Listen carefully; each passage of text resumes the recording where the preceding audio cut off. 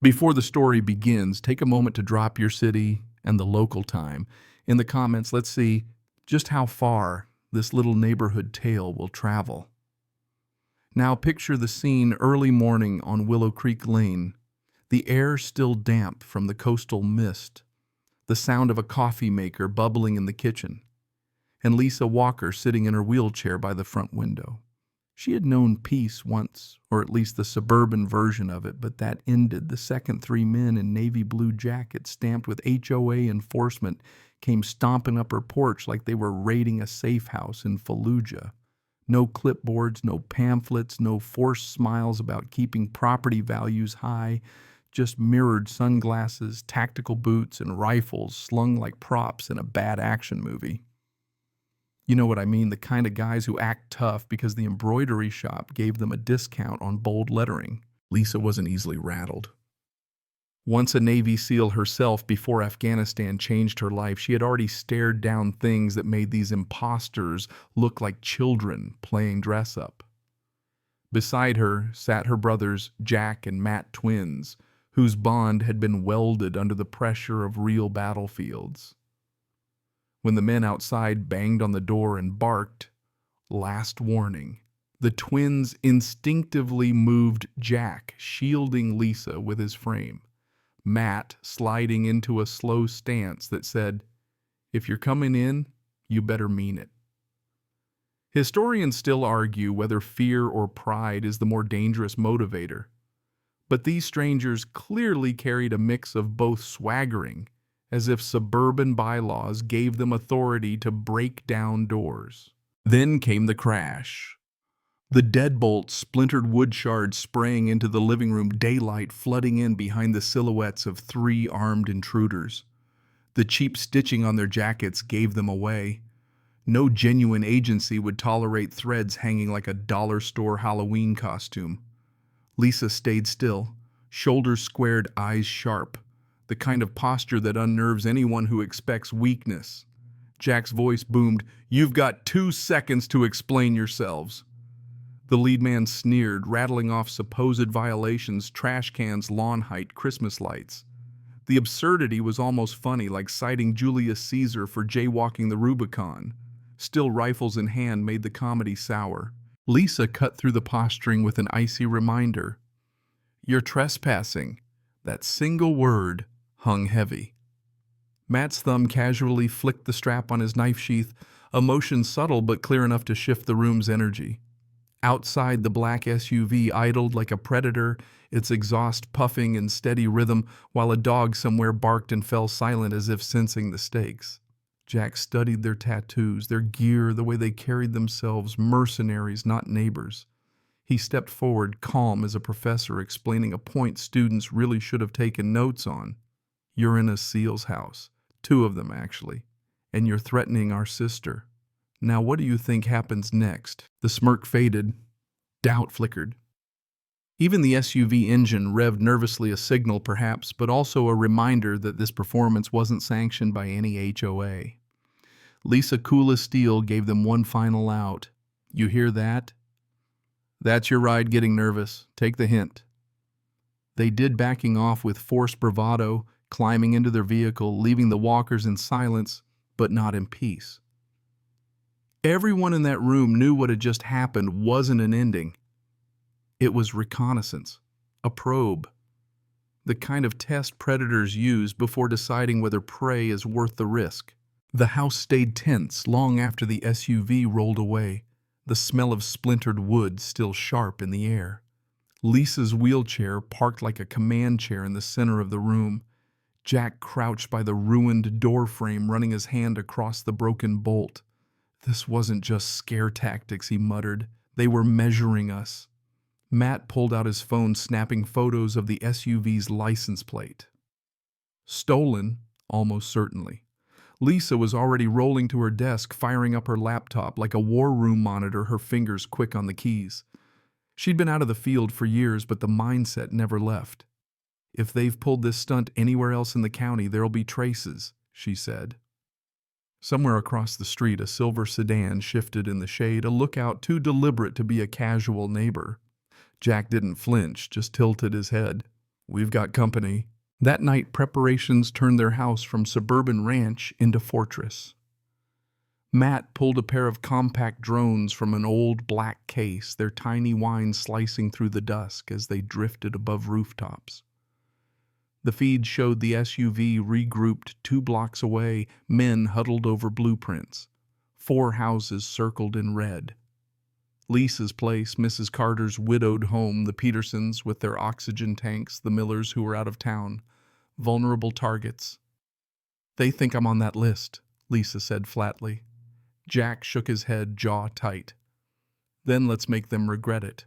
By dusk, tripwires of fishing lines stretched across side yards, cameras hid in porch eaves, motion sensors blinked like fireflies.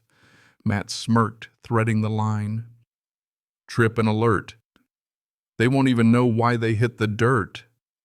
Jack tested a jammer, phones dying in a 60-foot bubble. Perfect.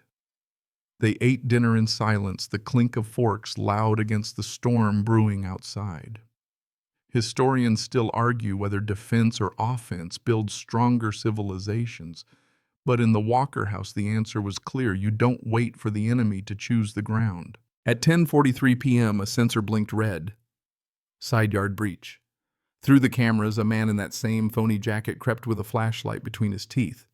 2 more at the rear fence. A 5th stayed in the sedan across the street. They're spreading, Matt whispered.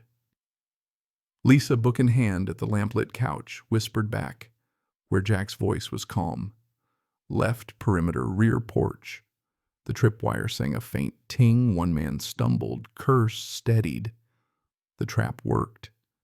Jack's voice into the earpiece. Let them in. Lisa's eyes widened, but the brothers moved like shadows. The first intruder slid open the back door, radio dead from the jammer.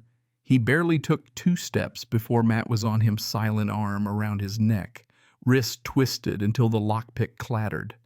Bound, dragged, gone. Jack intercepted the next, pressing a pistol to his ribs so quietly it might have been a secret handshake. Don't move, he breathed. Outside, the remaining 3 grew anxious, whispering, their radios static. One climbed the fence, baton in hand.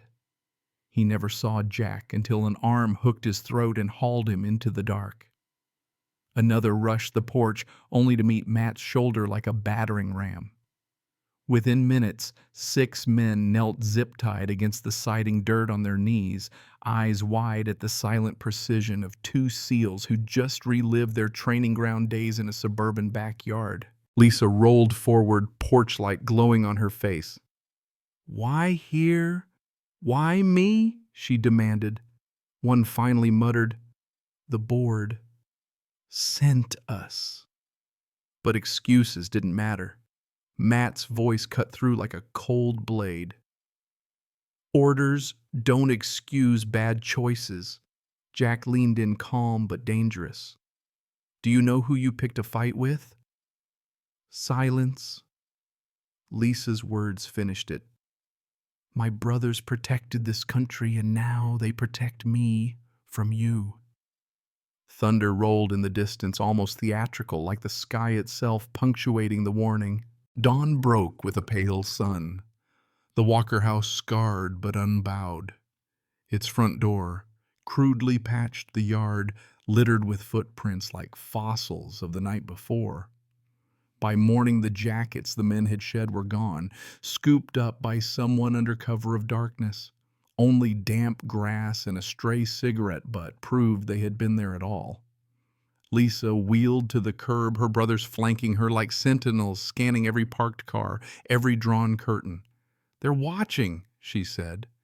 Jack nodded. And they want us to know it. That afternoon, a voicemail landed on Lisa's phone, voice calm and rehearsed. We don't want trouble, but rules are rules. We'll be seeing you soon. It wasn't warning, it was promise. The Walkers answered with something stronger proof. They compiled audio recordings, drone footage, neighbor statements. They reached out carefully, whispering over coffee with Mrs. Carter, the Martins, the families fined into hardship. What began as isolated fear became solidarity. Meanwhile, Matt slid an envelope of evidence to a local reporter, the kind who smelled scandal like a bloodhound. Lisa called an old service friend turned lawyer who said every move they make now nails their own coffin. The tide shifted. Historians still argue whether power collapses because of rebellion or ridicule, but here both were working hand in hand. So when the HOA president Greg Martin showed up days later with trucks, jackets, and men bristling at his side, he wasn't ready for the wall of cameras waiting. Neighbors recorded from driveways Mrs. Carter shout and smile for Channel 7. Lisa spoke into her headset summoning the sheriff. Within minutes, cruisers rolled up lights slicing the street. Deputy Rodriguez stepped out, sunglasses flashing. "Unless you have a court order, you're trespassing," he said flatly. Greg's face drained while neighbors clapped quietly, a verdict in real time. Lisa rolled to the doorway, her voice cutting through the air. "You thought you could bully your way through this street. Not anymore." The fallout was swift. Viral videos, front-page headlines, lawsuits offered pro bono. A packed town hall ended with hands raised high. The HOA board voted out their smug authority, dissolved overnight. Greg's smirk became a mugshot rumor, whispers of misused funds and charges yet to come. Months later, autumn settled over Willow Creek Lane, kids laughing in yards again, the air scented with wood smoke instead of fear. Lisa sat on her porch with Jack and Matt, the three of them sipping coffee, watching the street that once felt like a battlefield.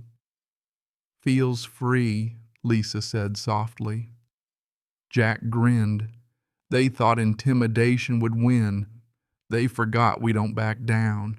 The three shared a laugh that drifted down the quiet block, neighbors waving as they passed, no one whispering anymore. And somewhere across town, Greg Martin opened his mailbox to find a thick packet of court summons, the beginning of his own long chapter of accountability. The Walkers didn't need revenge. They had something sharper, justice shared with every neighbor who once felt small. The neighborhood exhaled at last. But the lesson lingered in the face of bullies dressed as enforcers. Real strength is found not in fear, but in standing together. The storm had passed, leaving calm skies and the faint promise of better days ahead. The night winds have softened. Now the tension folded into memory, and the streets are no longer stages for intimidation, but for children's games and friendly waves. The story tapers like dusk sliding into evening, each moment stretched with a gentle rhythm, sentences unhurried, designed to reassure. Where once the porch creaked under boots and false authority, it now carries the soft wheels of Lisa's chair, the rocking of her brother's seats, the whisper of leaves overhead. Nothing violent lingers, only the comfort of knowing. Balance returned, the law restored, and the community finally awake.